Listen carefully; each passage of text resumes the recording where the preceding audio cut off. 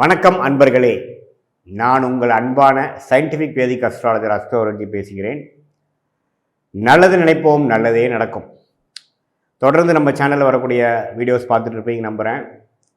அறிவியல் சார்ந்த கருத்துக்களாக மூட நம்பிக்கைகளை போகாமல் சயின்டிஃபிக் வேதிக் அஸ்ட்ராலஜி முறையில் பார்த்துட்ருக்கோம்.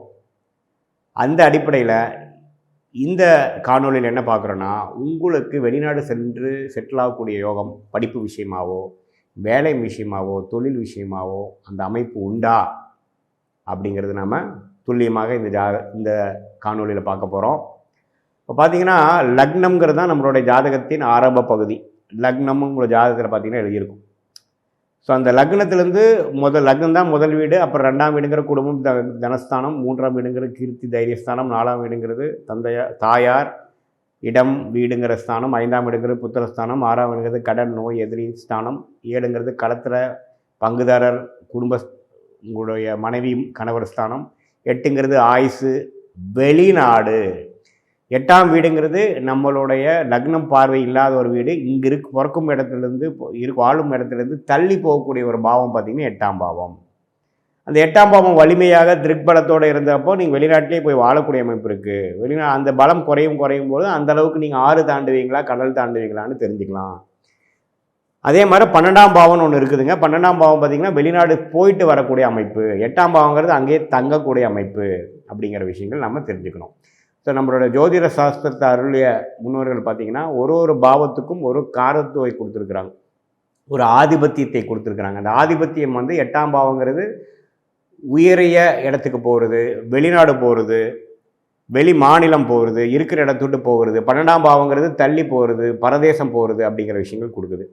ஸோ அந்த 8, 12ங்கிற பாவங்களில் குரு, சுக்கிரன், பௌர்ணமிக்கு அருகில் இருக்கும் சந்திரன், புதன் போன்ற சுபகிரகத்தின் ஈர்ப்போ பார்வையோ இருக்கும் பொழுது அந்த பாவங்கள் திருக்பலம் பெறுகிறது. திருக்பலம்னு என்ன? சுபத்துவம் பெறுகிறது, சுபகிரகத்தின் தாக்கம் பெறுகிறது.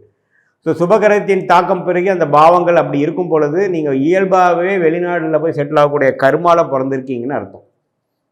என்னதான் ஒருத்தர் கோடீஸ்வரனாக இருந்தாலும் 8ஆம் பாவம் 12ஆம் பாவத்தில் சனி, செவ்வாய், ராகு, கேதுங்கிற பாவகிரகம் தாக்கல் இருந்து உங்களுக்கு சரராசியில் இருக்கக்கூடிய தசைகளே வராமல் ஸ்திரராசி உபயராசியில் இருக்கக்கூடிய தசைகளே வந்தாலும் என்னதான் கோடீஸ்வரன் இருந்தாலும் வெளிநாடு போகக்கூடிய அமைப்புகள் இருக்காது. இதே பார்த்திங்கன்னா ஒருத்தர் 8, 12ஆம் பாவம் அதிகமான திருட்பலத்தை பெற்று சுபகிரகத்தின் தாக்கத்தில் இருந்து ஆனால் கையில் என்னதான் காசு இல்லைனாலும் வெளிநாடு போகக்கூடிய யோகம் உண்டு. அதுதான் வேத ஜோதித்தோட அதிசயம். ஸோ உங்களுக்கு எது மாதிரி அமைப்பு இருக்குது, 8ஆம் பாவம் லக்னத்திலேருந்து 8ஆம் வீடு எப்படி இருக்குது, லக்னத்திலேருந்து 12ஆம் வீடு எப்படி இருக்குதுன்னு பார்த்து நீங்களே தெரிஞ்சுக்கங்க. அதே சமயத்தில் அந்த 8ல் இருக்கக்கூடிய கிரகத்தின் திசை 12 இருக்கக்கூடிய கிரகத்தின் திசை வரும்பொழுது உங்களை தள்ளிட்டு போகும்.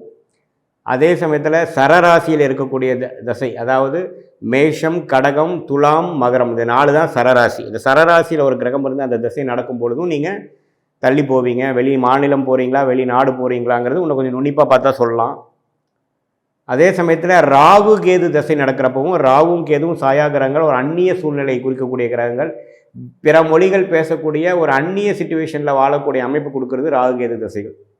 ஸோ இது மாதிரி எல்லா விஷயங்களும் ஆராயிருந்து என்ன தசை நடக்குது, வெளிநாடு போகக்கூடிய தசை நடக்குதா, சரராசியில் இருக்கிற தசை நடக்குதாங்கிறத வச்சு தான் நீங்கள் சொல்லலாம் எப்போ போவீங்க, எப்போ வருவீங்க, அங்கே போய் குடியுரிமை வாங்கி அங்கேயே சிட்டிசன் ஆக போகிறீங்களா அல்லது ஒரு ஸ்டேஜில் திரும்பி வந்துட போகிறீங்களாங்கிறத கூட நம்ம துல்லியமாக சொல்லலாம். ஸோ இது சில பேர் பார்த்திங்கன்னா, சார் நம்ம பொண்ணு பார்க்குறோம், இது மாதிரி என் பொண்ணுக்கு எப்போ சார் அமைப்பு இருக்குது, நம்ம பார்க்க அமைக்கலாமுங்கிறப்போ பொண்ணுக்கு பார்த்திங்கன்னா வெளிநாடு அமைப்பு இருந்தால் வெளிநாட்டு மாப்பிள்ளையாக பாருங்கன்னு நான் சொல்லுவேன். ஐடி துறையிலேயே அந்த துறையிலேயே வெளிநாட்டில் செட்டில் ஆகிறது, வெளிநாடு போகக்கூடிய மாப்பிள்ளையாக பார்த்தீங்கன்னா கரெக்டாக அமைஞ்சிரும் அப்படின்னு. ஏன்னா பொண்ணுக்கு அந்த ப்ராப்ளம் இருக்குது, டிபெண்டன்ட் விசாவில் போகக்கூடிய அமைப்பு உண்டு. இல்லை வெளிநாடு போகக்கூடிய அமைப்பு இல்லைன்னா உள்ளூர்லேயே இருக்கக்கூடிய ஜாதகத்தை பார்க்குன்னு சொல்கிறோம். அவங்களுக்கு சீக்கிரமாக அதுக்கு தகுந்த மாதிரி முடிவு எடுக்கிறாங்க.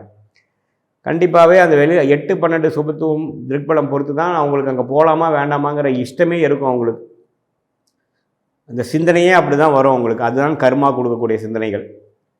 ஸோ இதுதான் நீங்கள் தெரிஞ்சுக்கணும். உங்கள் ஜாதகத்தில் என்ன லக்னம், லக்னத்திலேருந்து 8ஆம் வீடு எப்படி இருக்குது, லக்னத்திலேருந்து 12ஆம் வீடு எப்படி இருக்குது, அந்த 12ஆம் வீட்டு அதிபதி எப்படி இருக்கார், 8ஆம் வீட்டு அதிபதி எப்படி இருக்கார் அப்படிங்கிறத நீங்களே பார்த்து தெரிஞ்சுக்கங்க. சந்தேகங்கள் இருந்தால் கமெண்ட் செக்ஷனில் கொடுங்க. மறக்காமல் நம்மளுடைய சேனலை சப்ஸ்கிரைப் பண்ணுங்கள், பெல் ஐக்கான் கிளிக் பண்ணுங்கள், ஃப்ரெண்ட்ஸ் அண்ட் ரிலேட்டிவ்ஸ்க்கு ஷேர் பண்ணுங்கள். மீண்டும் மற்றொரு காணொலியில் சந்திப்போம். நன்றி, வணக்கம்.